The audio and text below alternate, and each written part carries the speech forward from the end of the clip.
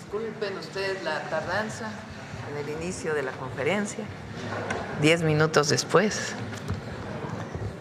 pero me da mucho gusto presentarles y recibir aquí en la mañanera a un grupo de científicas, científicos, tecnólogos, académicos de México que nos van a ayudar a la pregunta que hicimos hace una semana, de que es bajo qué condiciones es factible o no es factible explotar el gas no convencional en nuestro país, y en dónde sí y en dónde no. En fin, esa es la tarea que les dimos. Siéntense, por favor.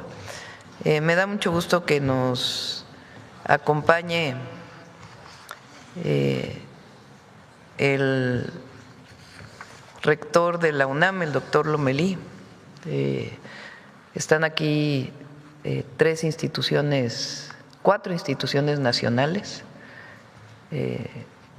y 2 institutos de investigación: la UNAM, la Universidad Nacional Autónoma de México, investigadores de la UNAM, investigadoras de la Universidad Autónoma Metropolitana, su director general, su rector, el director general del Instituto Politécnico Nacional también está con nosotros, está la directora del Instituto Mexicano de Tecnología del Agua, y no pudo estar hoy con nosotros, pero es parte también de este equipo, el Instituto Mexicano del Petróleo, así como la Universidad Autónoma de Nuevo León, que también tiene distintos académicos o académicos de distintas disciplinas que nos van a estar apoyando en este proceso.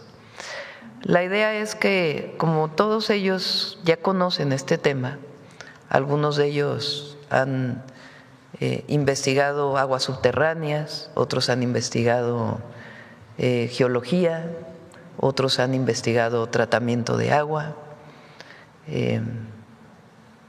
que se pongan de acuerdo, se sienten, vean que hay que investigar adicionalmente y que en 2 meses nos puedan dar una primera orientación y después seguir trabajando junto con nosotros en este tema tan importante para el país, que representa en primer lugar soberanía. Por supuesto que no es la única tecnología. Como hemos dicho aquí, la tecnología más importante que estamos desarrollando, las tecnologías más importantes que estamos desarrollando son las fuentes renovables de energía. Vamos a pasar a 45%, ¿es así, Luz Helena? 40% de generación de energías renovables en el país al 2030, y estamos trabajando de manera muy importante sobre almacenamiento de energía, que el otro día me preguntaron, baterías, almacenamiento a través de las presas, la combinación de paneles fotovoltaicos con energía hidráulica, hidrógeno verde. Todas las tecnologías disponibles a la fecha las estamos incorporando en el Plan Nacional de Energía. Pero aún así, como todos saben, dependemos 75% del gas natural que viene de Estados Unidos. Entonces, para fortalecer la soberanía energética, estamos incorporando a este grupo de académicos de altísimo nivel de nuestro país que nos puedan dar una orientación en este sentido, porque han venido trabajando sobre estos temas. Una vez que ellos definan, evidentemente, si ellos plantean, por decir algo, no es una hipótesis, es factible hacerlo en Coahuila, es donde hay mayor factibilidad de distinto tipo, porque no hay poblaciones cercanas, porque, en fin, en cierta zona. Entonces pasaríamos a la parte social, evidentemente, a la consulta con las comunidades, al trabajo con las comunidades, para que sea una decisión colectiva. Nunca vamos a pasar por encima de ninguna comunidad, porque esa es siempre nuestra esencia. hace tiempo, ustedes saben que me he dedicado a la energía durante mucho tiempo, tengo un artículo que habla sobre una investigación de cómo la energía eólica en el istmo de Tehuantepec se hizo en contra de las comunidades y generó mucho rechazo a la energía eólica por parte de las comunidades del istmo de Tehuantepec por la manera en que se hizo. Inclusive muchas veces hablamos de energías limpias y negocios sucios por la manera en que se construyó el proceso. Entonces, en este caso es un trabajo colectivo con las comunidades y también, en primer lugar, pues con los académicos. Es, creo que un ejercicio inédito en nuestro país el incorporar a la academia, a las universidades públicas de nuestro país, a las y los investigadores de estos temas, a que nos ayuden a tomar la mejor decisión posible para el futuro de México y para la soberanía nacional. Dicho esto, le paso la palabra a Rosaura. Después les pediría al rector de la UNAM que pudiera darnos unas palabras, al director de la UAM y al rector de la UAM y al director del Instituto Politécnico Nacional. Rosaura va a presentar quiénes son estos investigadores, investigadoras y sus currículums breves que también van a aparecer en la página del Gobierno de México. Nos acompaña también Luz Helena González, secretaria de Energía, Cuitláhuac García, que es el director de Senagas, Emilia Calleja, que es la directora de Comisión Federal de Electricidad, porque si nos da tiempo, queríamos presentarles toda la infraestructura de gasoductos que estamos desarrollando en el país para el sexenio. Si no nos da tiempo porque no alcanzamos a cerrar, pues ya vendrían el próximo miércoles, pero esperemos que nos dé tiempo. Entonces, si lo consideran, le doy la palabra a Rosaura y después agradecemos la presencia de las y los académicos y de los rectores aquí en la Mañanera del Pueblo. Adelante, Rosaura. Con su permiso, Presidenta. Buenos días a todos y todas. Bueno, en primer lugar quiero agradecer a los y las científicas, a los representantes de las universidades, los rectores, el director del Politécnico. Muchísimas gracias a todos por estar aquí y apoyarnos en esta empresa. Como ha señalado la Presidenta en días recientes, el compromiso de este Gobierno es alcanzar la soberanía energética sin comprometer la seguridad hídrica ni la salud de nuestros ecosistemas. Para lograr este equilibrio, por instrucciones de la Presidenta, la Secretaría de Ciencia, Humanidades, Tecnología e Innovación, la CECITI, ha convocado a un grupo de alto nivel que hoy nos acompaña. Este no es solo un equipo técnico, es un grupo multidisciplinario de expertas y expertos. ¿Por qué reunirlos? Porque la complejidad de los yacimientos no convencionales no permite visiones aisladas. Necesitamos a los mejores en geología y en yacimientos para entender la estructura de la Tierra, a expertos en fluidos y perforación para recomendar el uso de químicos que sean biodegradables y de manera crucial a los y las expertas en agua y en medio ambiente, también en cambio climático. Como bien se señaló, el agua es el eje transversal desde su inyección y tratamiento hasta su reuso en circuitos cerrados para no afectar las cuencas ni el consumo humano, especialmente en zonas áridas. Hoy nos acompañan representantes de las instituciones de excelencia del país, la UNAM, el Instituto Politécnico Nacional, el Tecnológico Nacional de México, la UAM y también la Universidad de Nuevo León. Hay otras universidades, no las pudimos citar para hoy, pero también están participando. Están participando también los centros públicos de investigación de CECITI, así como el Instituto Mexicano del Petróleo y el Instituto Mexicano de Tecnologías del Agua de la Semarnat. Los que están aquí hoy son especialistas del tema y representan a un grupo más amplio que estamos reuniendo, siendo la punta de lanza de una comunidad mucho más amplia de investigadores, como ya señalé, también de Nuevo León, y está Tamaulipas, Veracruz y Coahuila, que ya están integrados en este esfuerzo y no solamente porque conocen bien la cuenca donde se puede trabajar en el futuro. Estamos aquí para dar confianza y rigor científico al pueblo de México. No estamos improvisando, estamos aplicando la ciencia para el bienestar social y la protección de nuestro suelo. Los investigadores y investigadoras que aquí nos acompañan, les voy a presentar.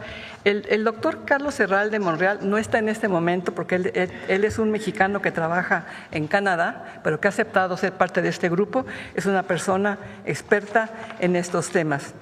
El doctor Manuel Martínez Morales, de INTA. Él es ingeniero geólogo del Politécnico, maestro en aguas subterráneas por la Universidad de Arizona y doctor en hidráulica de la Facultad de Ingeniería de la UNAM. Es un experto en exploración y explotación de aguas subterráneas. El doctor Jesús Humberto Romo Toledano es de la ESIQUIA del Politécnico. Él es ingeniero químico industrial con maestría en ingeniería ambiental y doctorado en tecnología avanzada. Profesor activo de la Academia de Ingeniería Ambiental y Operaciones Unitarias de la ESIQUIA. Su área de especialización en tratamiento es en tratamiento de aguas impactadas con hidrocarburos. Está también el señor Samuel Alejandro Lozano Morales. Él es del Instituto de Química Aplicada de CECITI. Es ingeniero químico con maestría en doctorado en tecnología avanzada con especialidad en nanotecnologías, síntesis y aplicación de nanomateriales. Está también… voy a citar a la doctora Blanca Jiménez. Ella no está, es nuestra embajadora en Francia, pero ella es una gran experta que ha dedicado su vida al estudio de temas de agua. Está también en el grupo. El doctor Carlos Aguilar Madera, que está aquí, él es de la Universidad Autónoma de Nuevo León, es director de la Facultad de Ciencias de la Tierra y viene además en representación del rector de la universidad. Su especialidad incluye los fenómenos de transporte en sistemas multifásicos, recuperación mejorada de hidrocarburos y tiene varios proyectos en lo que se llama Black Shale o lutitas negras. El doctor Eric Emanuel Luna del Instituto Mexicano del Petróleo. Él es físico e ingeniero investigador de larga trayectoria en ese instituto. Él se especializa en la recuperación mejorada de hidrocarburos, inyección de gases como nitrógeno y CO2 y el modelado numérico de medios porosos naturalmente fracturados. La maestra en ciencias, Rosa María Hernández Medel. Ella es del Politécnico de ESIA en Ticomán. Es actual jefa del Departamento de Ingeniería Petrolera en la ESIA Ticomán del Politécnico. Su autoridad es una autoridad en el diseño de fluidos de control, cementos y fracturantes. Es una importante científica. Muchas gracias. La doctora Elena Centeno García es del Instituto de Geología de la UNAM. Ella es ingeniera geóloga. Su investigación se centra en tectónica y sedimentación, con aportes clave para entender la evolución geológica del occidente de México. El maestro en ciencias José Alberto Morquecho Robles, de la ESIA, de Instituto Politécnico, es ingeniero petrolero con maestría en ciencias de la tierra, con especialidad en geomecánica. El doctor Luis Fernando Camacho Ortegón, muy bien, muchas gracias por llegar, es de la Universidad Autónoma de Coahuila. Él es doctor en geociencia, su trabajo se centra en la geología, en la mineralogía y metalurgia, con un enfoque particular en la caracterización de depósitos minerales y procesos de extracción. Ellos son algunos de los científicos y científicas que estamos convocando en este grupo. La doctora Patricia Herrera. La doctora Patricia, que es la directora del INTA, de Semanat. Muchas gracias. Gracias a todos ustedes.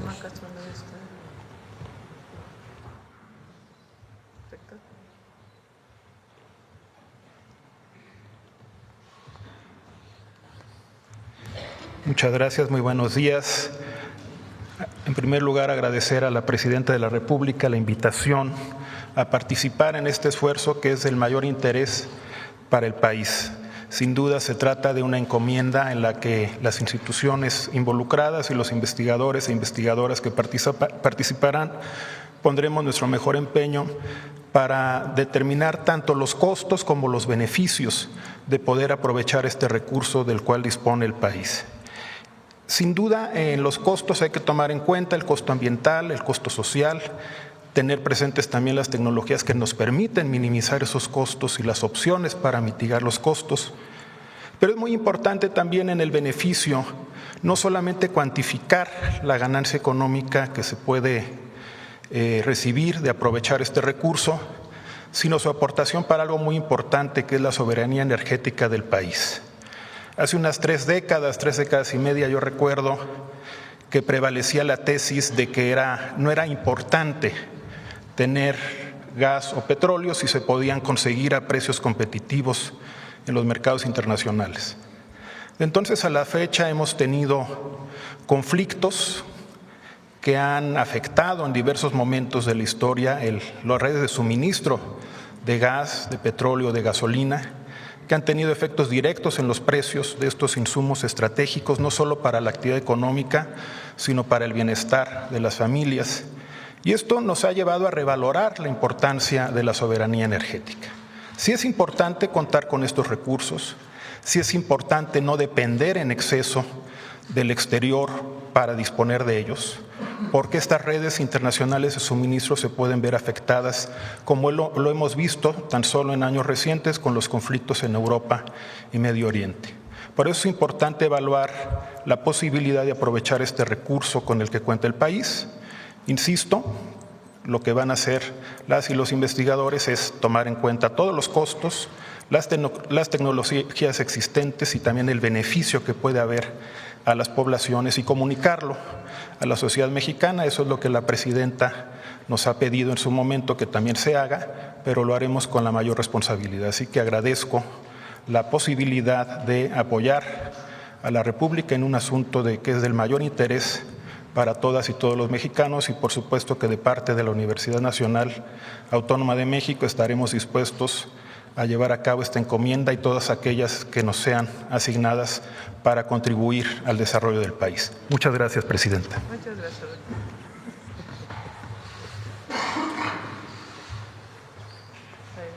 ¿La UAM?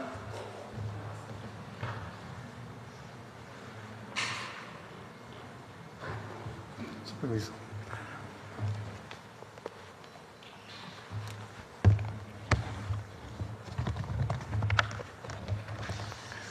Buenos días a todas y todos.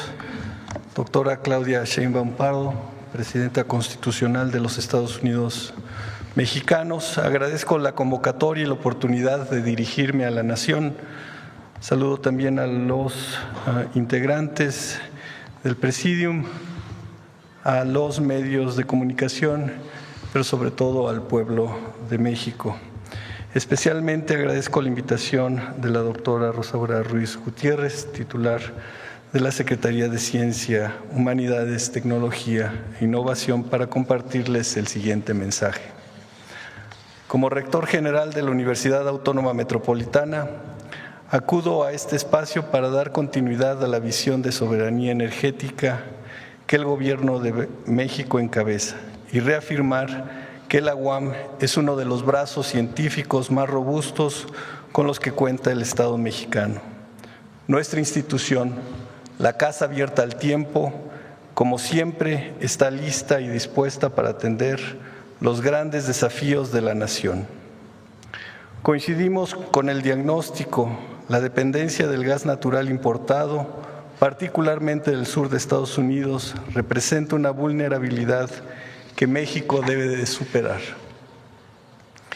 Entendemos el gas como un combustible de transición y por ello la Universidad Autónoma Metropolitana pone a disposición de la nación su rigor académico, científico y capacidad de innovación para asegurar que la explotación de reservas nacionales, incluyendo el gas no convencional, se realice bajo los más estrictos estándares de sustentabilidad, alta eficiencia y adecuada gestión de riesgos. Nuestra contribución se materializa en la innovación tecnológica propia. Un ejemplo tangible es la microbiorefinería rural, un proyecto de investigación con incidencia social que realizamos en la Sierra Huasteca. Esta investigación, liderada por la UAM en colaboración con la Universidad de San Luis Potosí y la Universidad Michoacana de San Nicolás de Hidalgo, es un modelo para la solución de comunidades aisladas y es un prototipo también de lo que se denomina la petroquímica verde nacional. Hemos demostrado que es posible valorizar la biomasa y los residuos orgánicos para producir, por ejemplo, bioetanol, biogás y biofertilizantes en un modelo de economía circular. Lo que hoy presentamos como una solución para comunidades rurales, tenemos la capacidad para extrapolarlo a mayor escala. Para lograrlo, nuestros equipos de investigación ya están implementando de manera ética y responsable la inteligencia artificial en el diseño y la optimización de estos procesos, lo que garantiza eficiencia energética, promueve rendimientos y distribución justa de beneficios para la población en esta cadena de valor. Además, quiero destacar que la Universidad Autónoma Metropolitana ha desarrollado una ruta tecnológica sólida y probada para la producción de bioturbocina. Esto también abona en la transición energética soberana con combustibles generados en nuestra nación. La transición hacia la soberanía energética debe de ser un proceso guiado por la ciencia abierta, al servicio de la sociedad y con una perspectiva de responsabilidad intergeneracional. En la Universidad Autónoma Metropolitana tenemos una convicción profunda. La ciencia debe responder a la realidad social. Así, el conocimiento cobra sentido cuando se traduce en bienestar y prosperidad para todas y todos. La Universidad Autónoma Metropolitana, con sus 5 unidades universitarias, Azcapotzalco, Coajimalpa, Iztapalapa, Lerma y Xochimilco, asume su responsabilidad ante la nación como una universidad pública y de carácter nacional para sumar las capacidades y competencias científicas en definir el mapa de ruta para la transición energética soberana y sostenible. Desde la academia estamos listas y listos para diseñar y construir desde el presente el futuro deseable de nuestra patria, que es el del desarrollo sostenible para todas y todos. Incalis Cahuicopa, Casa Abierta al Tiempo. Muchas gracias por su atención.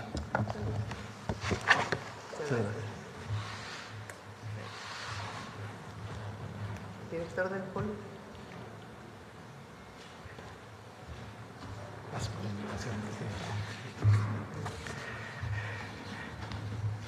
En nombre de la comunidad politécnica, saludo con mucho gusto a nuestra presidenta, la doctora Claudia Sheinbaum Pardo, así como a los miembros del gabinete aquí presentes, a las y los periodistas, a la audiencia que nos sigue en esta conferencia de prensa matutina.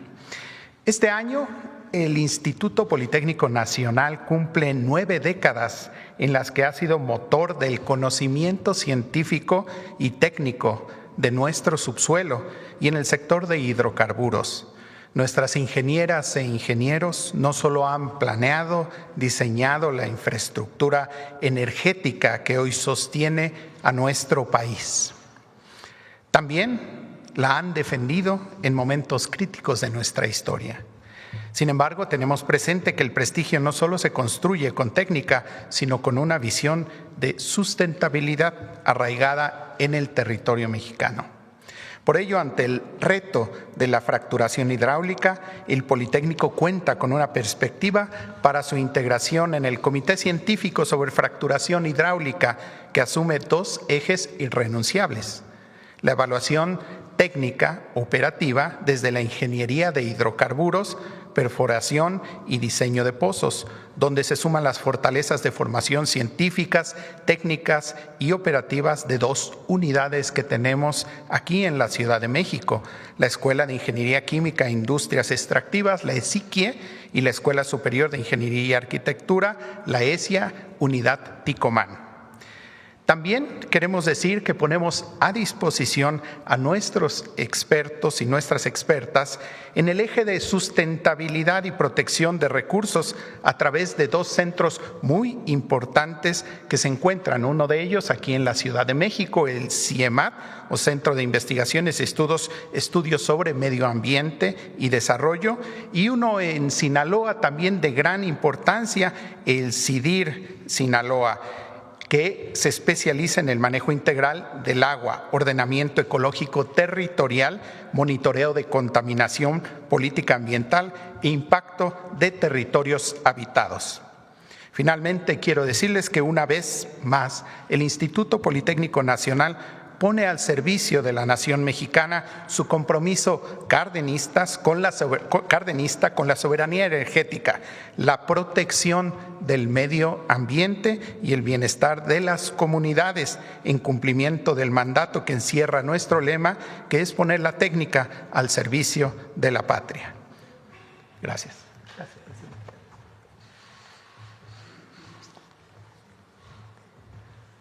Bueno, pues son las participaciones. Si quieren abrimos a preguntas. Y una vez que cerremos el tema, si nos da tiempo pasamos al tema de la infraestructura de gas y si no lo pasamos para el próximo miércoles.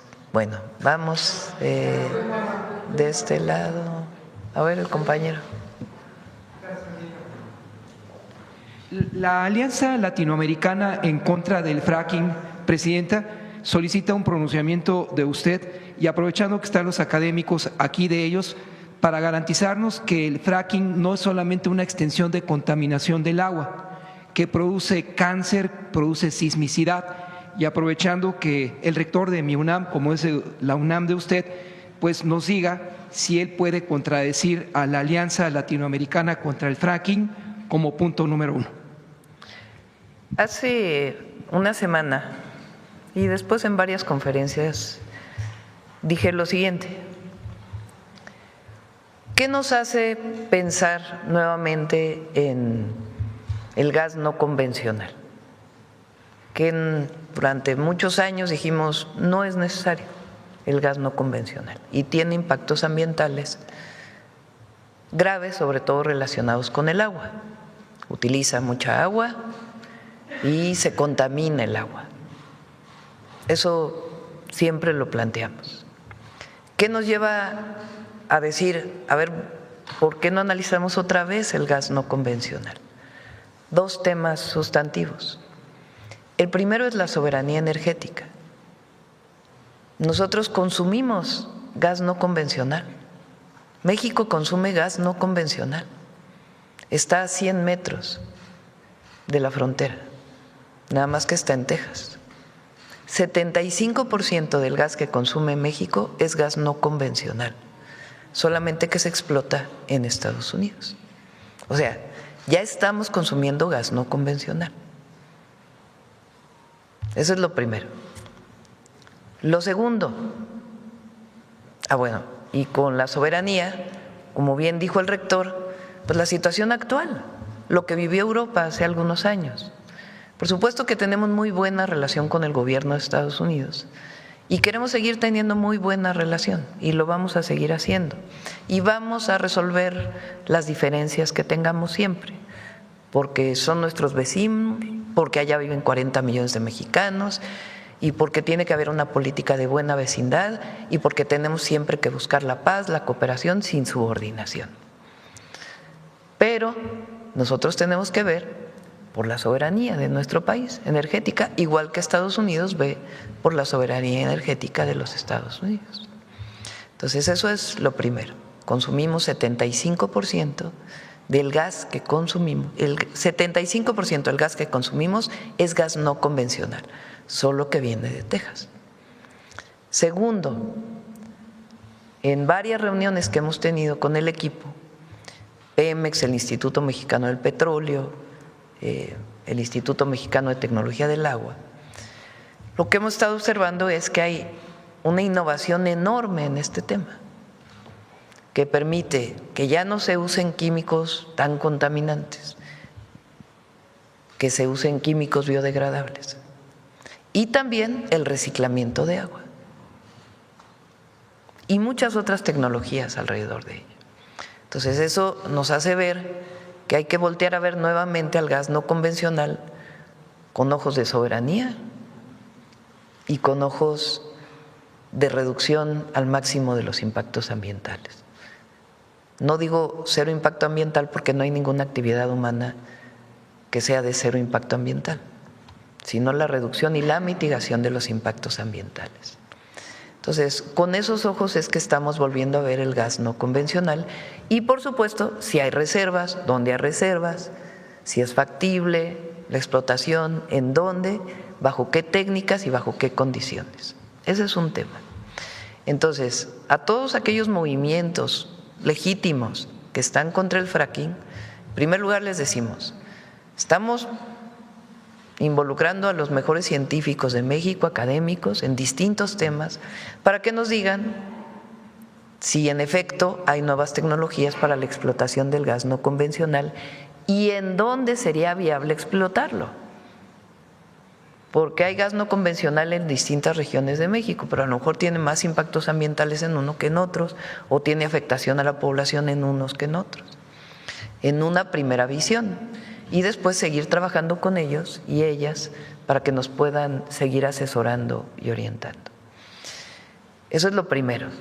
Es decir, la decisión la vamos a tomar en términos del conocimiento científico, no como una decisión de la presidenta, sino incorporando a científicos de tratamiento de agua, a geólogos, a ingenieros y ingenieras petroleras, especialistas en tratamiento de agua, en fin, y también en impactos ambientales en general, porque también hay otro grupo de impactos ambientales relacionados con el cambio climático, con las emisiones de metano.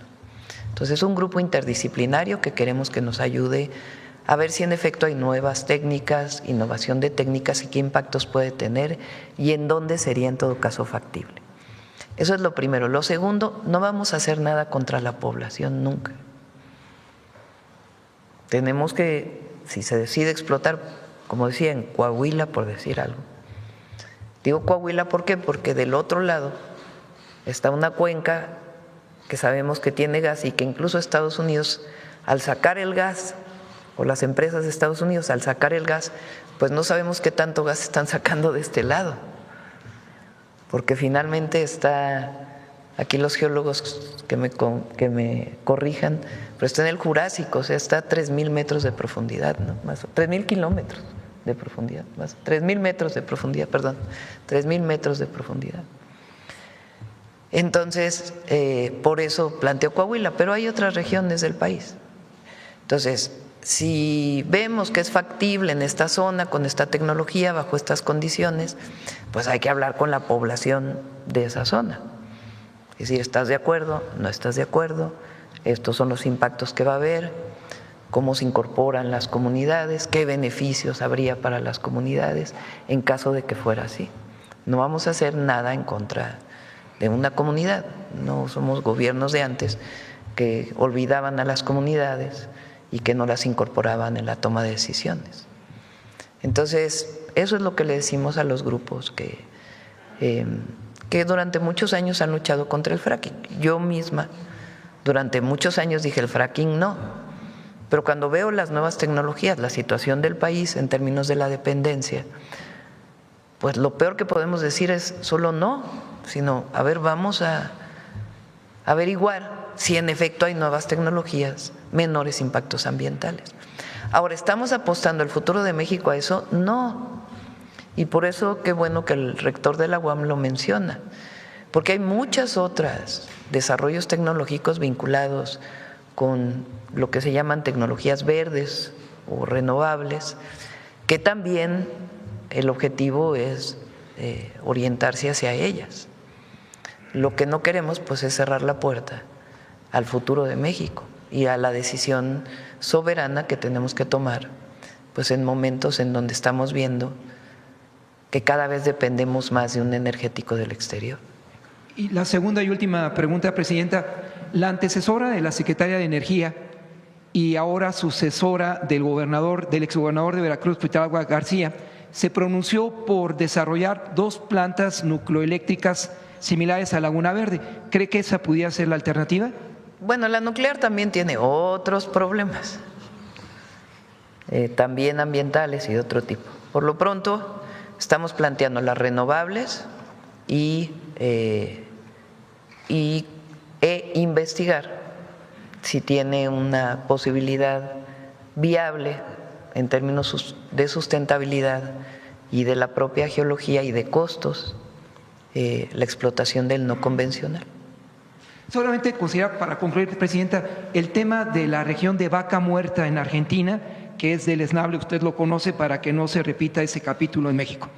Sí, hay varias zonas del mundo que explotan gas no convencional. Las más importantes son Estados Unidos, Canadá, Argentina, China, y hay otros países también que lo están viendo como opción. Entonces, por eso es no cerrar la posibilidad y tomar una decisión consensada también, informada, no una decisión de una ocurrencia, sino una decisión informada, y lo mejor que podemos hacer pues es acudir a nuestros propios científicos. Cuando Lázaro Cárdenas decide expropiar el petróleo, las empresas extranjeras le decían: no vas a poder, México no tiene técnicos, México no tiene desarrollo, nos vas a necesitar. Entonces, ¿a quién volteamos a ver? Pues a nuestras universidades, a nuestros institutos de investigación, a nuestros académicos. Hay este académico que está en Canadá, que mencionó Rosaura, ¿su nombre cuál es? ¿Aquí lo tienes? A lo mejor aquí lo tiene Rosaura. Carlos Herralde es mexicano, pero está en Toronto y conoce de este tema. Igual habrá otros mexicanos que están en otros lados que conozcan de estos temas y que nos pueden ayudar, es decir, no está cerrado el grupo. Entonces estamos acudiendo a los académicos, las académicas, y por supuesto en su momento también pues a las comunidades, repito, porque no vamos a hacer nada en contra de las comunidades. Vamos de este lado. Buenos días, Presidenta, buenos días a todo el panel. Eduardo Esquivel Ancona, Domo de Cristal.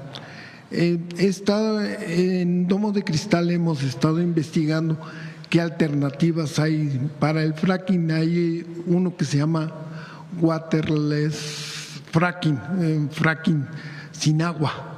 Es a través de otros fluidos como el nitrógeno o el dióxido de carbono, pero no sé si como dicen, pueda matar más el remedio que la enfermedad en estos fluidos.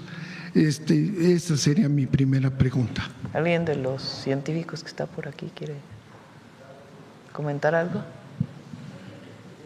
Adelante. Por aquí, acá.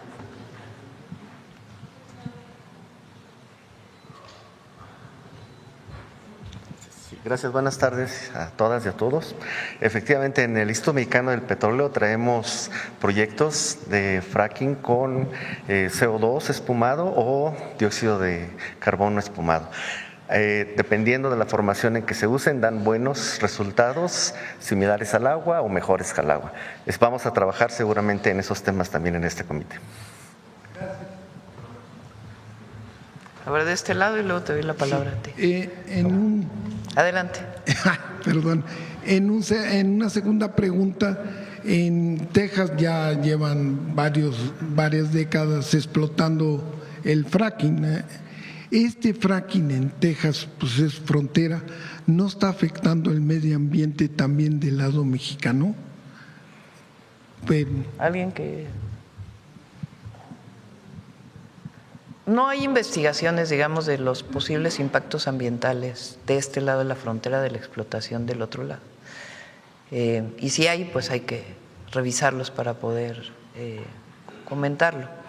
Lo que es cierto es que la explotación es muy cerca de la frontera.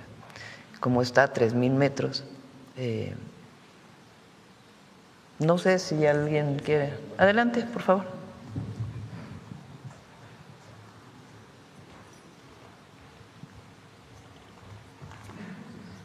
Con su permiso, señora presidenta. Bueno, a la pregunta, yo vengo de la Universidad Autónoma de Coahuila, del Centro de Investigación en Geociencias Aplicadas, que está en la región norte del estado, y hemos estado trabajando desde hace cerca de 22 años en grupos interdisciplinarios también en los Estados Unidos, junto con el Instituto Mexicano del Petróleo, y hemos estado observando cómo funciona la industria de los hidrocarburos no convencionales en los Estados Unidos. Y como ya mencionaron, en su momento, aproximadamente hace como 40 años, empezaron a utilizar algunas técnicas que tenían baja eficiencia y sí generaron algunos problemas, pero con el paso del tiempo fueron mejorando mucho la tecnología, y al día de hoy, cuando ya se apertura la cuenca Eagle Ford en el sur de Texas, básicamente en esa región no han tenido accidentes que lamentar ni contaminaciones de fluidos, de acuíferos someros, ya que ellos están explotando agua de acuíferos salados o agua química, es un agua que no es potable, no se puede consumir, son fluidos que están circulando entre las formaciones a profundidades superiores a los 2.500 a 4.000 o 5.000 metros de profundidad. Entonces, cuando hacen ellos extracción de esa agua y esa agua la utilizan para hacer su fracturamiento hidráulico en las formaciones, pues no han tenido afectaciones, dijéramos, a los acuíferos superiores, y por otro lado esa agua también que han estado utilizando ellos para ese efecto, la van controlando en el fracking a través de nuevas tecnologías que, como ya mencionaron, actualmente existe sistemas robotizados que están midiendo constantemente el fracturamiento que se está dando, y pueden medir en tiempo real, en milisegundos, la velocidad a la que la fractura va creciendo, y de esa manera se evita que la fractura crezca más allá del yacimiento, porque una de las cosas que hay que cuidar también es no fracturar de más el yacimiento y perder el hidrocarburo. Entonces se está haciendo un trabajo muy específico en muchas de las áreas de explotación de los Estados Unidos, y a la fecha no hemos escuchado ningún reporte de la Railroad Commission ni también el TCQ de Estados Unidos, donde también nosotros estamos participando a través del Eagle Ford Consortium en Estados Unidos y de otras organizaciones y universidades con las que colaboramos. No hemos escuchado ningún accidente o problema serio que hayan tenido. Realmente el fracking nosotros lo consideramos, con la tecnología actual, una tecnología que básicamente ya alcanzó un nivel de seguridad muy estable. ¿Es cuánto, presidente? En otra pregunta también relacionada con esto, ¿cómo está explotando? La semana pasada se habló de que Repsol todavía conserva un… No, están cancelados los contratos. Y el único que queda no tiene autorización para hacer más. Sí, lo que iba a preguntar es cómo estaban explotando, si era… Pero bueno, si ya no… Ya por último…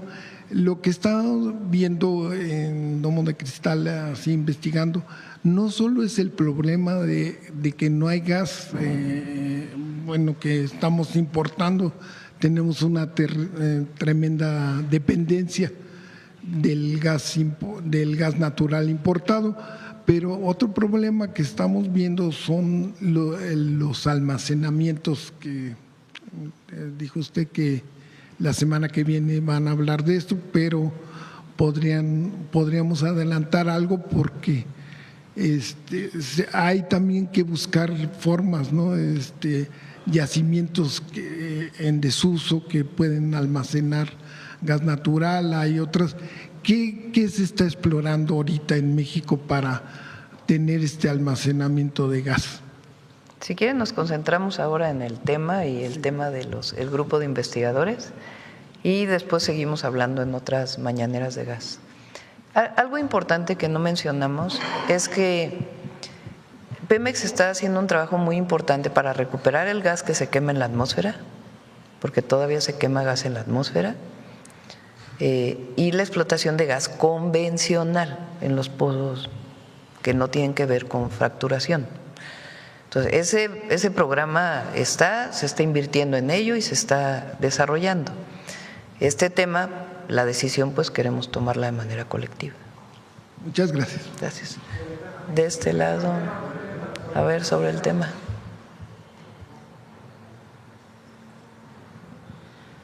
Buenos días, Presidenta. Ramón Flores, del Centinela Informa, y funcionarios y funcionarias que la acompañan, académicos y académicas.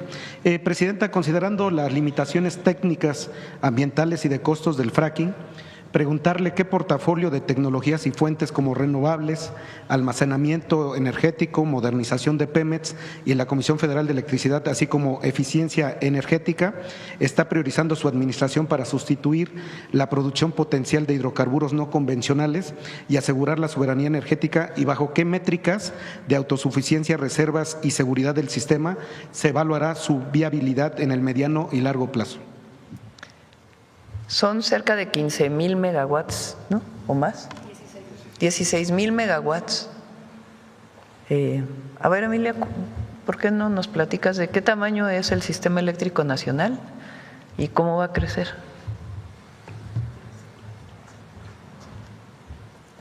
Buenos días a todas y a todas.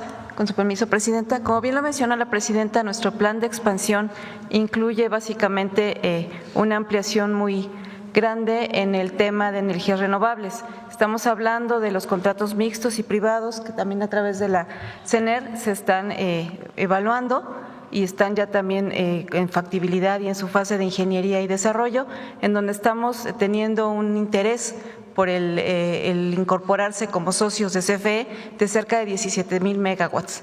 Estos proyectos se estarán lanzando este año, intentando el tema de el incrementar, bueno, no intentando, concretando el tema de incrementar nuestra parque de generación limpia para llegar a un 38% al final del sexenio.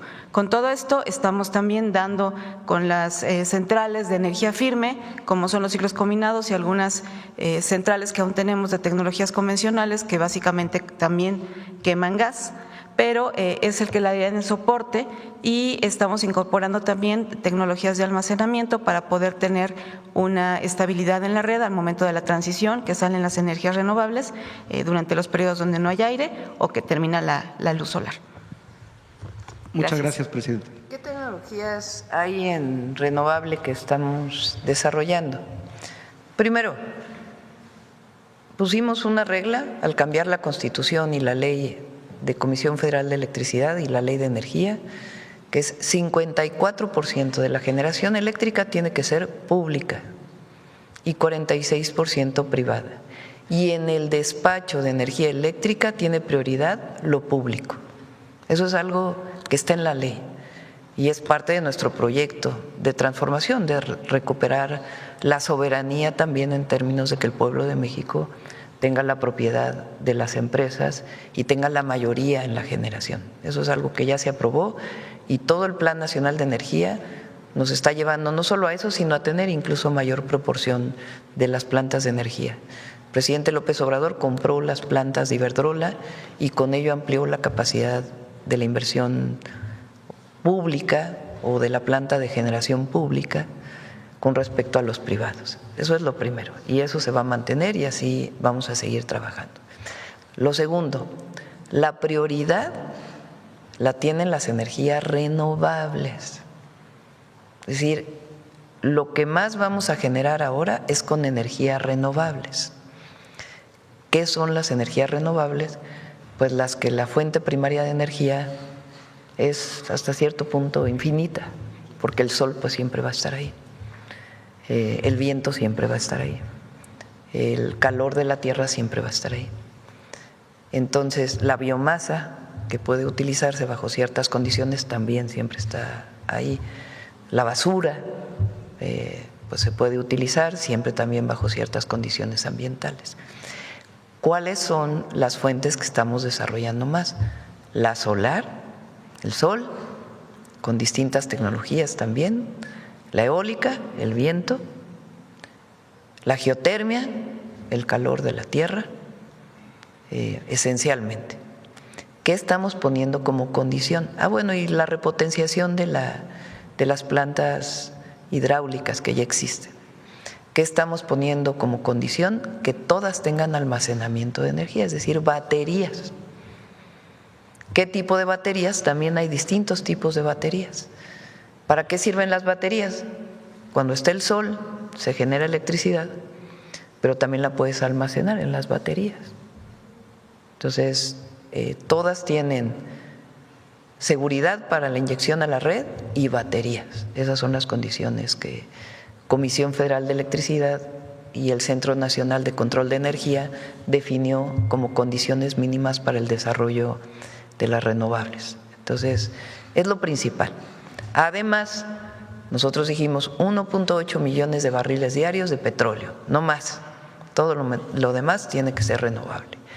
Y los 9,000 millones, por ahí es, ¿no?, de metros cúbicos diarios que se consumen, de pies cúbicos diarios que se consumen, pues ir reduciendo la dependencia del exterior para el gas.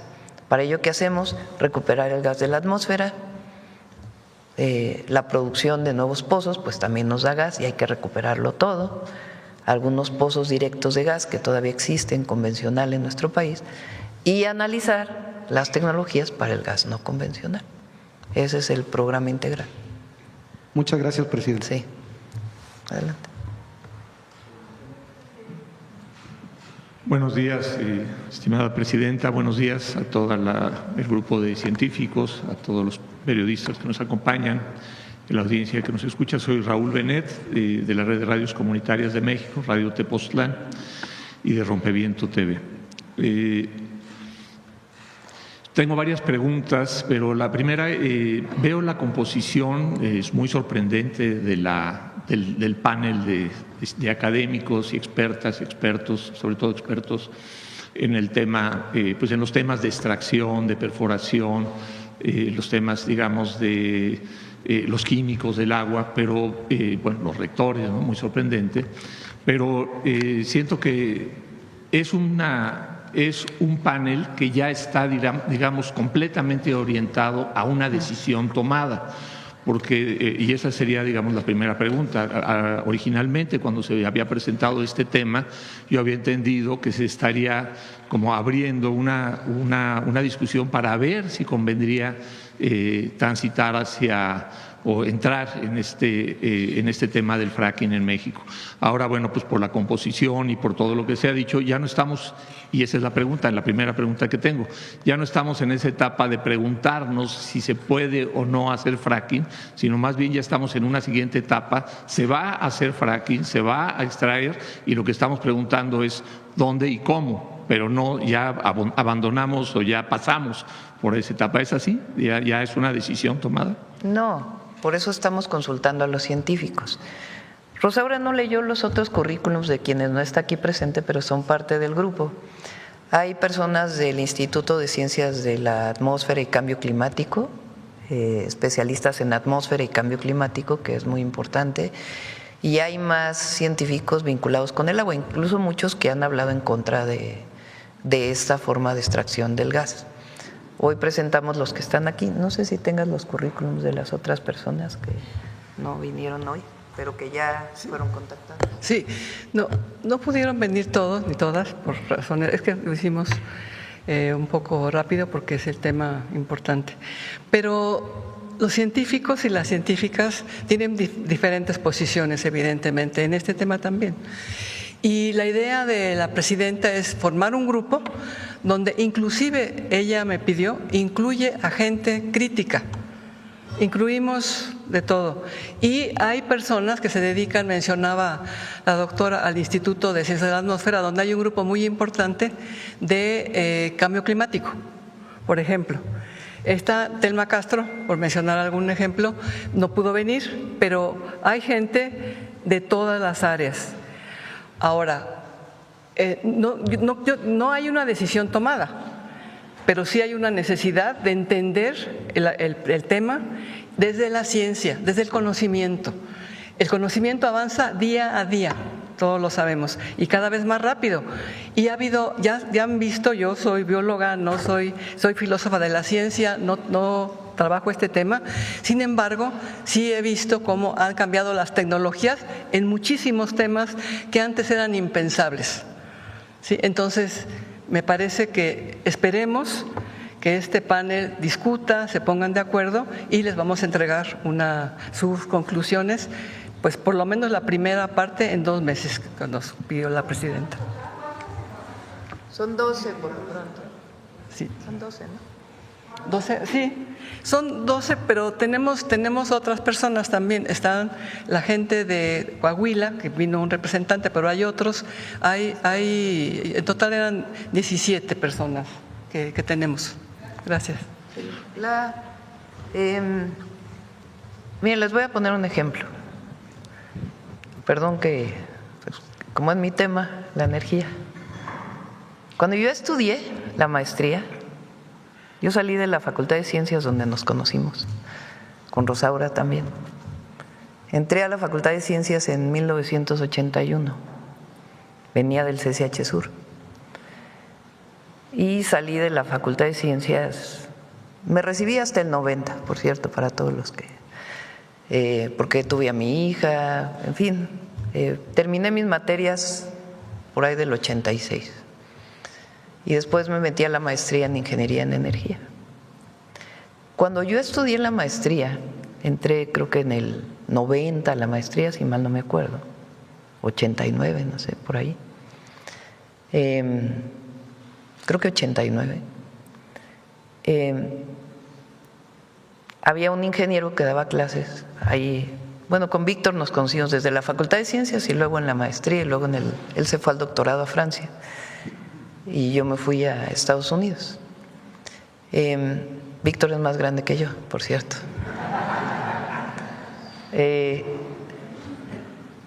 Bueno, cuando yo estudié la maestría, el ingeniero Viqueira, un ingeniero que llegó con la República Española, llegó asilado a México, de los mejores ingenieros eléctricos del país, trabajó en CFE y dio muchísimos años clases en la Facultad de Ingeniería. Tenemos un artículo, el ingeniero Viqueira, Víctor y yo, cuando quisieron privatizar la energía eléctrica en el 99, en el periódico La Jornada. Por ahí, si lo buscan, lo van a encontrar, es un periódico en contra de la privatización de la energía eléctrica que había propuesto Zedillo. Bueno, el ingeniero Viqueira me dio clases de lo que es el sistema eléctrico nacional y el despacho de energía y cómo es la oferta y la demanda de energía eléctrica y cómo las plantas deben irse colocando a partir de los costos de generación.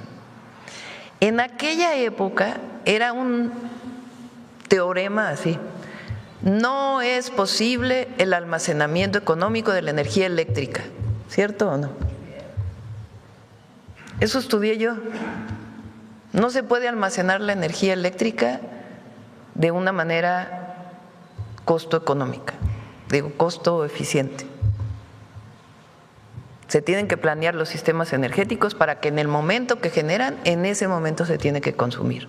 No puede haber almacenamiento. Una de las mayores áreas de investigación en este momento en el sector energético es el almacenamiento de energía. El gran desarrollo de las fuentes renovables de energía y su impulso tiene que ver con el almacenamiento de energía. Entonces, por supuesto que hay nuevos desarrollos tecnológicos y del conocimiento. Y eso es lo que queremos, pues que el nuevo desarrollo científico, tecnológico, que nosotros desde el gobierno, aunque hayamos estado en la ciencia y en la academia, pues no nos da tiempo de estar en eso porque estamos gobernando por el pueblo.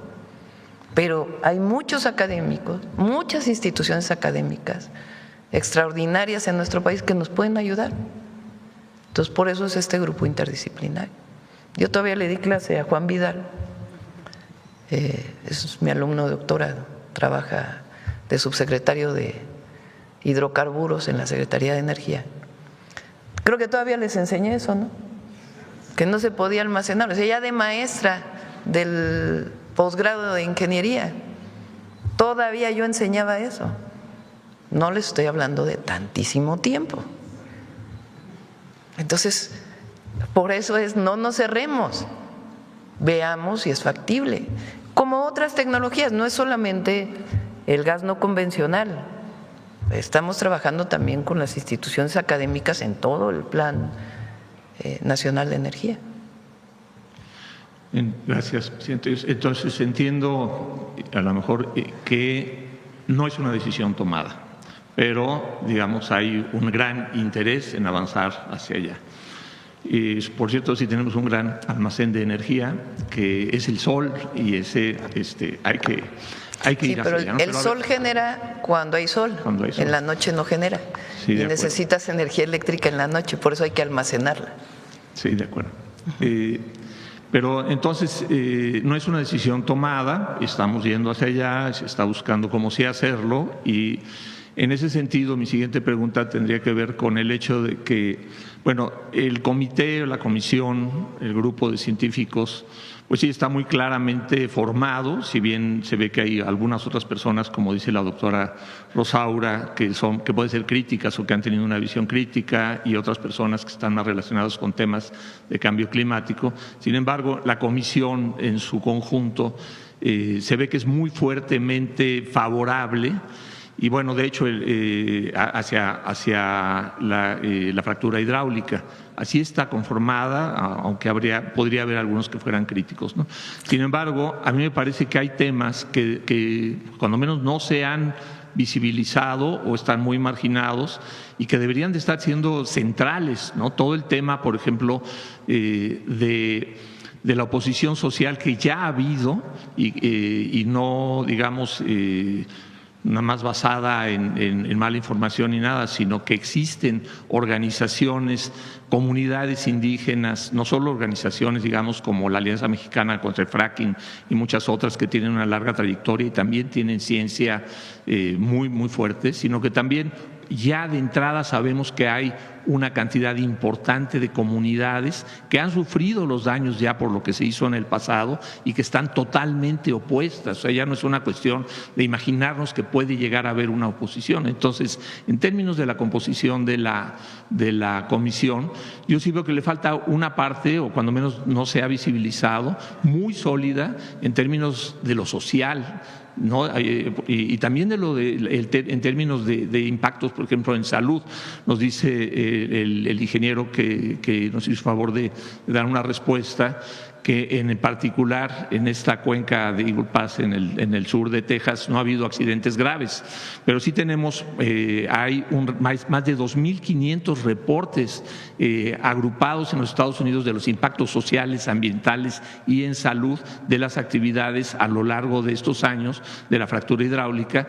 Entonces preocupa el hecho de que cuando se hace esta pregunta la respuesta vaya en esa dirección, cuando sí existe evidencia científica que debería de estar al alcance y que está al alcance porque es pública de todos los impactos que sí ha tenido, que son graves en algunos casos, que están publicados por revistas con pares, con las revistas de más alto nivel académico de los Estados Unidos, de los graves impactos. Entonces, el hecho de que ya de entrada la comisión responda parcialmente a este tipo de problemas. No es una respuesta de la comisión, es una respuesta de un científico de Coahuila especializado en el tema que te da esta adhesión. Habrá otros que tienen otra experiencia. Sí, sin embargo, sí creo, y la pregunta tiene que ver con eso, o sea, de dónde o hacia dónde estamos yendo con esta comisión, con todos estos impactos, particularmente y con toda esta situación social. Yo me esperaría ver ahí no solo a expertos en temas de salud,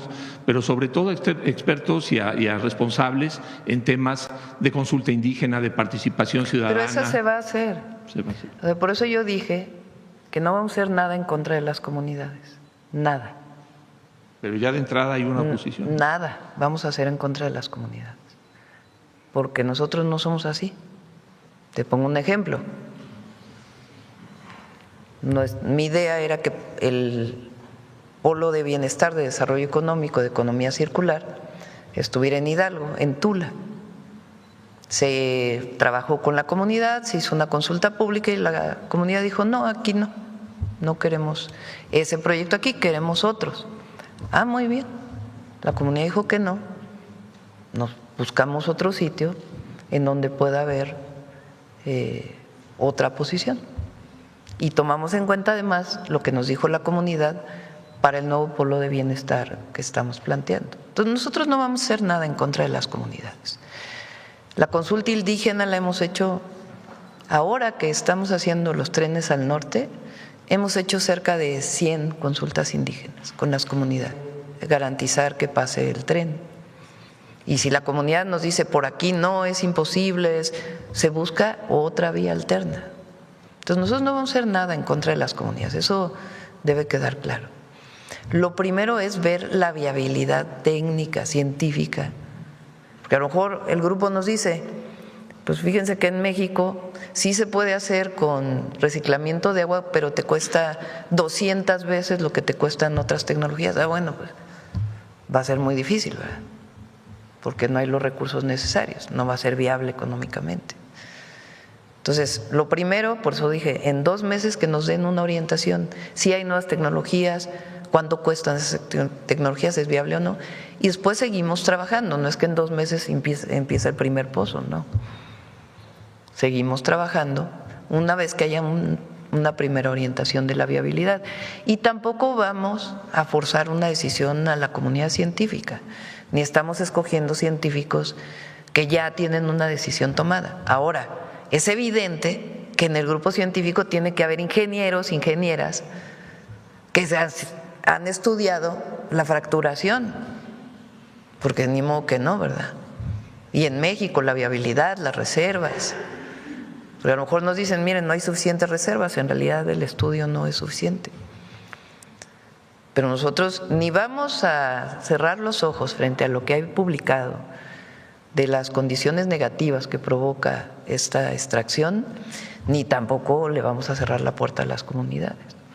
Pero es un primer grupo en donde también hay otras científicas, científicos, en la UAM y otros compañeros que están, otros científicos académicos que han trabajado el tema del tratamiento de agua y que también son muy críticos a esta forma de explotación del gas y del petróleo. Sí. Entonces, en este mismo sentido, no se va a afectar, digamos, a las comunidades, se les va a respetar, nunca vamos a hacer nada en contra de la comunidad.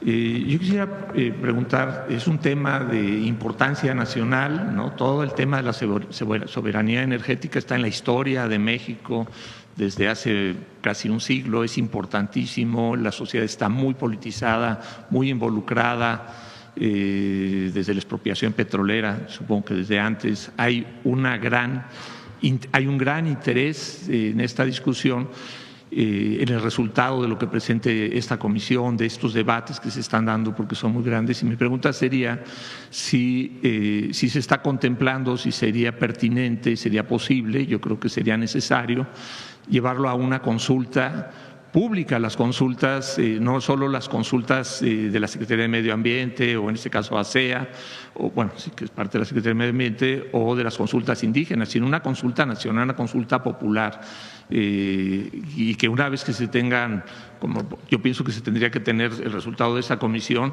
y otros, digamos, hacer muy públicos otros posicionamientos y a partir de ahí hacer una consulta nacional, una consulta con base en la Ley Nacional de Consulta, ¿no? Y de una vez voy a hacer la última pregunta, y es, bueno, el hecho es de que el 46% de la inversión tendrá que ser, o será posiblemente será privada. Eso no está la decisión todavía. Bueno, digamos, puede ser, digamos, podría ser.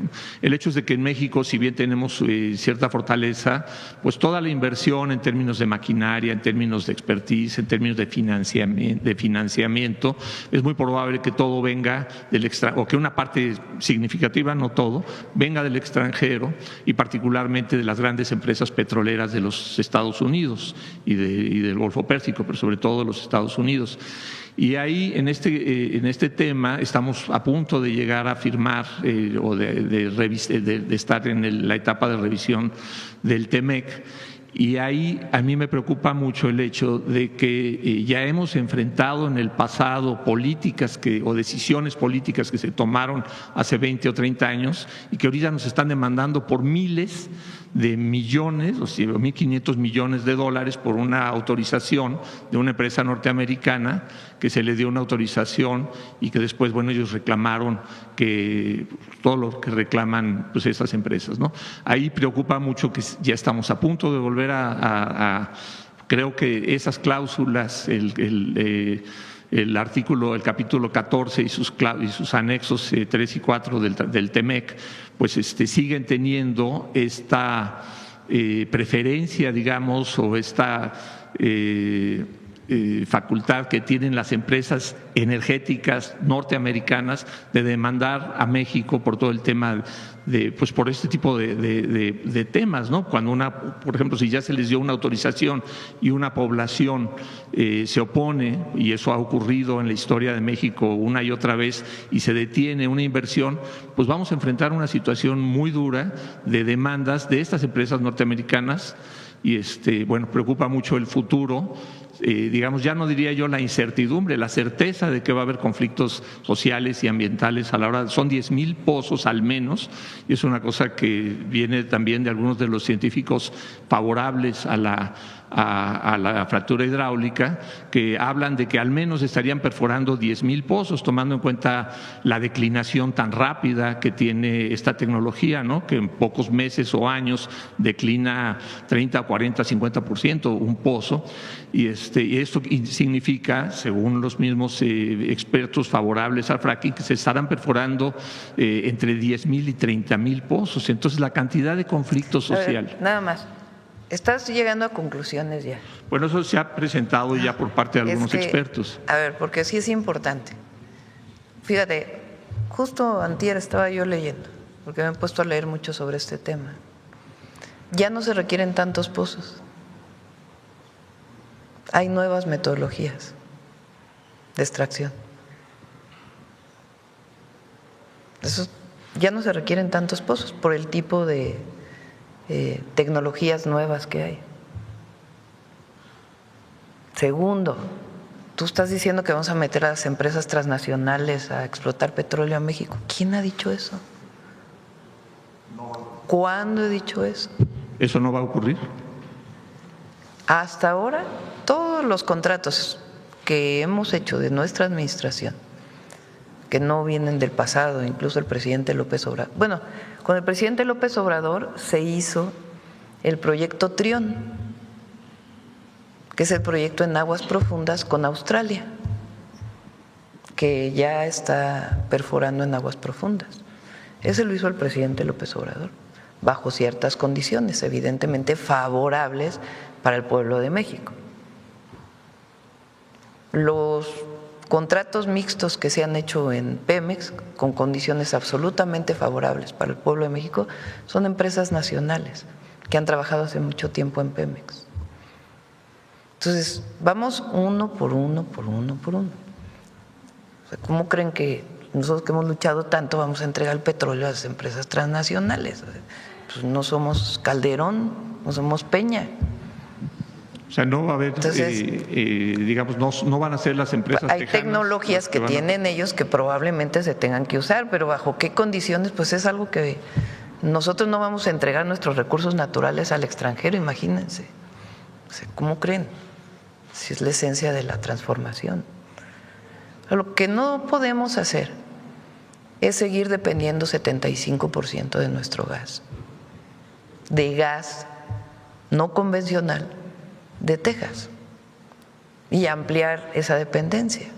Entonces, si bien podemos seguir comprando, pues tenemos que buscar la soberanía energética. Entonces, muy importante seguir investigando. Y no hay nada que estamos escondiendo. Si quisiera yo esconder algo, pues no estaríamos presentando públicamente lo que estamos haciendo. Estaríamos ahí con Pemex diciendo, a ver, pues perfórale este pozo, a ver si nos da y a ver que nadie se entere. Y tráete a Repsol para que lo explote. No, lo estamos abriendo. Ahora, por eso es muy importante saber en dónde sí y en dónde puede tener impactos muy graves, sociales incluso. A lo mejor hay la tecnología, pero socialmente no es aceptado.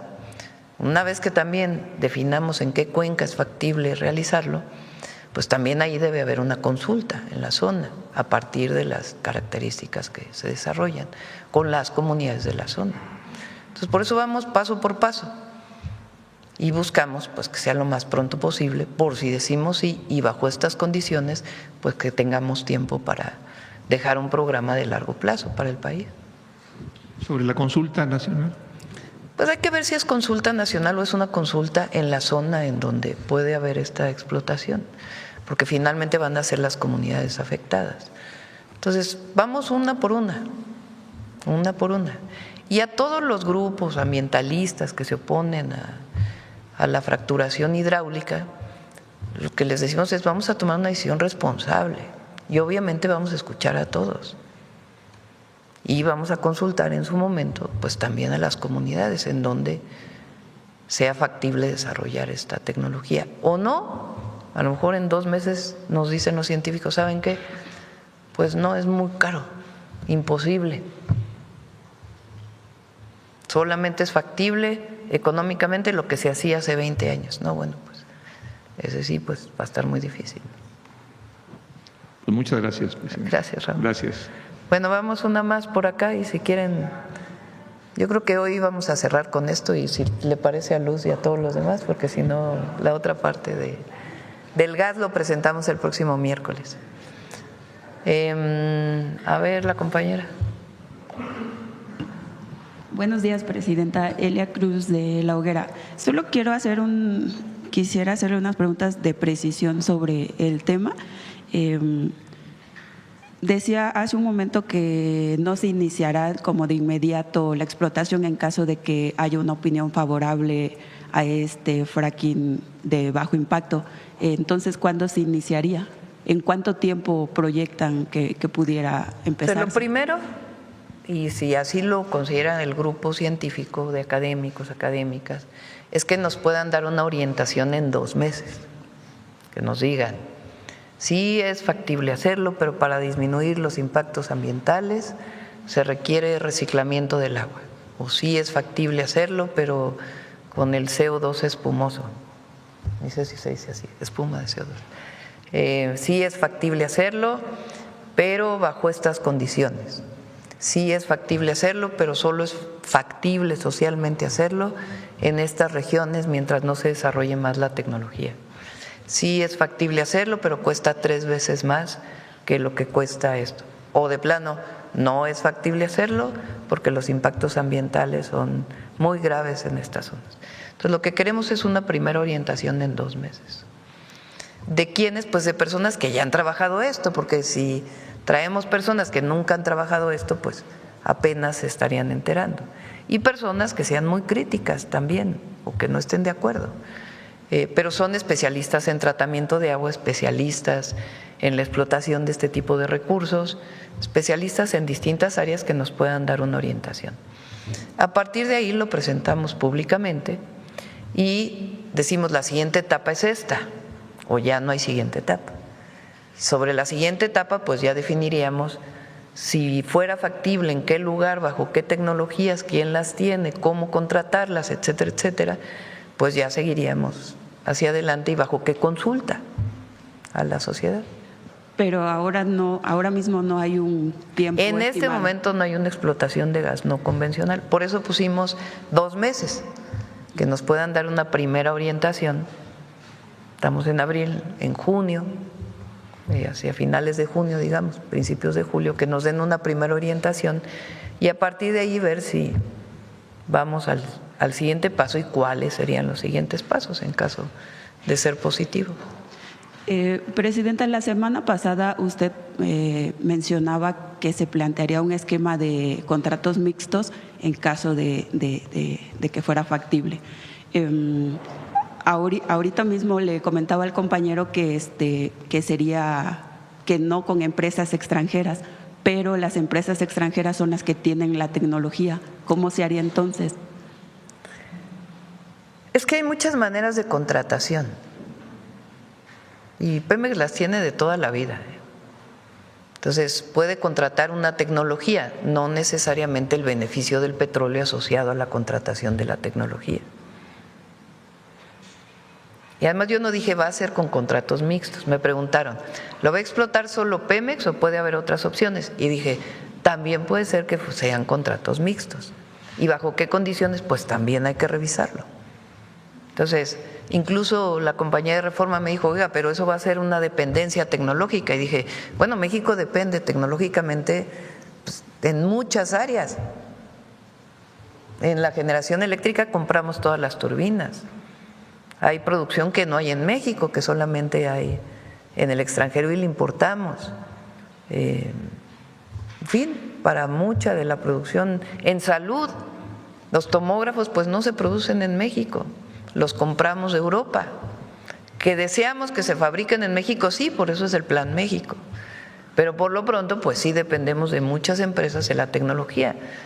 Primero, no toda la tecnología la tiene el Estado. Y segundo, pues hay tecnología diversa de tratamiento de agua, de explotación de petróleo, de, bueno, las renovables.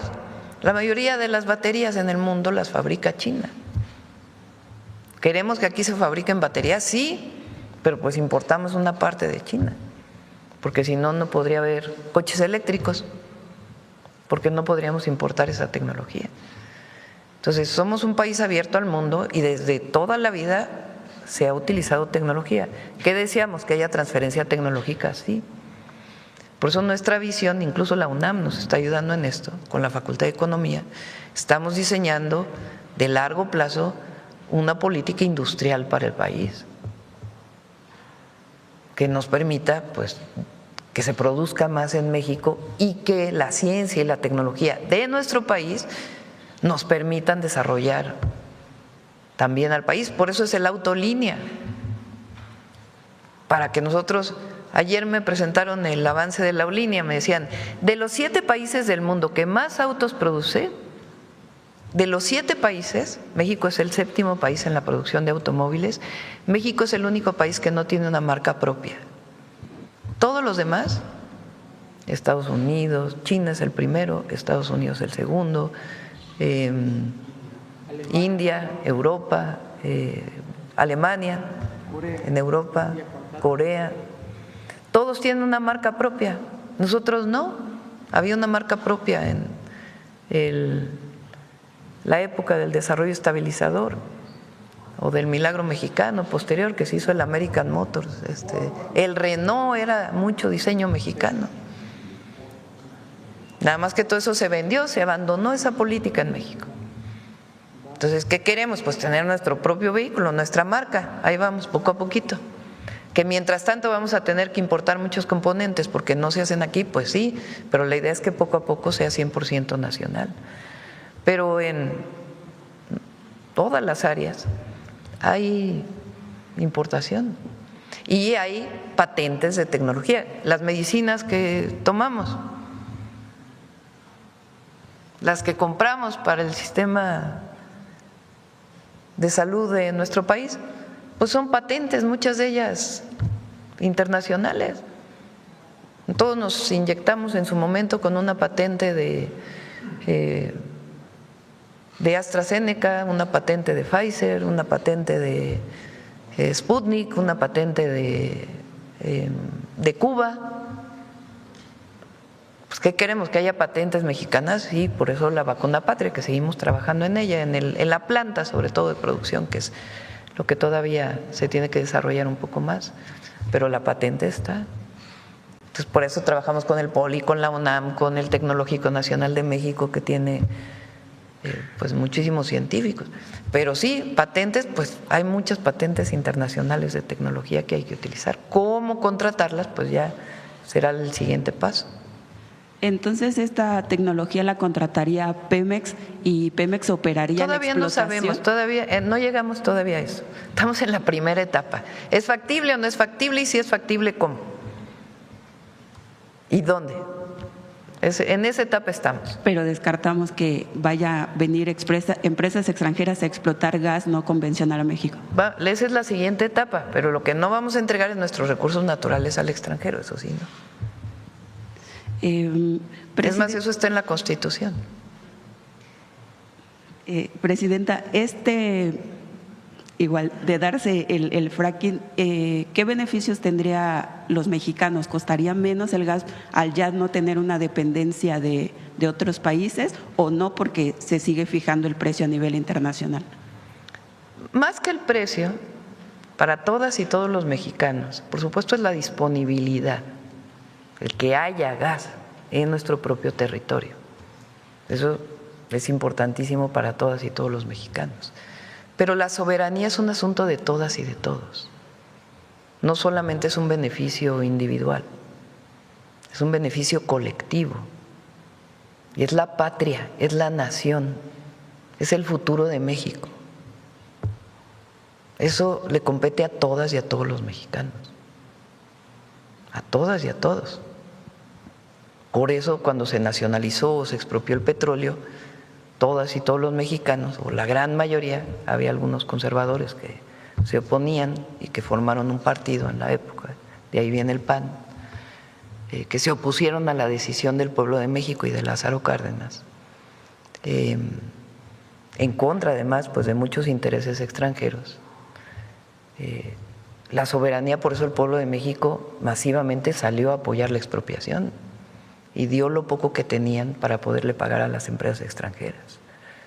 Es una decisión de soberanía, de nación, de patria, de futuro, de soberanía energética, y ese le compete a todas y a todos los mexicanos. Presidenta, quiero hacer 2 preguntas sobre su viaje a España. Ya mañana, ¿no? Todavía tenemos mañana. El viernes. ¿Qué tan cierto es una publicación que se difunde de CFE sobre apagones programados el 15 de abril, 5 horas, y pone las zonas de la Ciudad de México, Sinaloa, Veracruz, Zacatecas, zonas afectadas? ¿Es cierto eso? No es cierto. Fake news. Bueno, cerramos, yo creo, ¿no? Honesto, vamos a tener más tiempo todavía para seguir hablando de esto. Mañana, quiero platicarles mañana, incluso traíamos las gráficas hoy del tema de la inflación, del tema del PASIC, la canasta básica, del trabajo que hizo Profeco con las gasolineras, de los acuerdos a los que hemos llegado. Afortunadamente hoy el precio del barril está a $88, estaba a 100, hoy está a 88, y todos hacemos votos porque se resuelva el conflicto o la guerra en Medio Oriente. Bueno, gracias a todas y a todos. Buen día. Véngase para acá para la foto.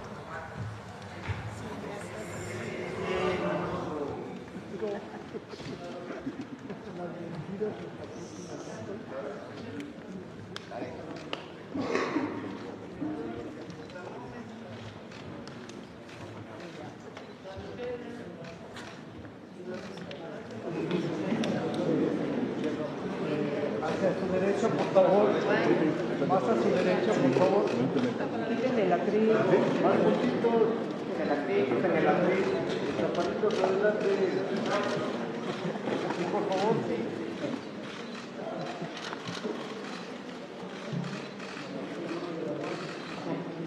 De este lado, por favor. No podemos echar un bollo. Gracias, buen día. ¿Vienen gasolineros hoy? ¿Perdón? ¿Vienen gasolineros hoy?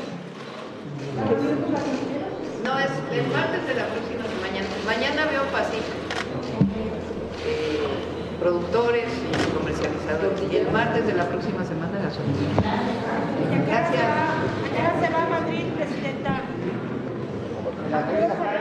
El tecolote voy a agarrar, el de las 12 de la noche.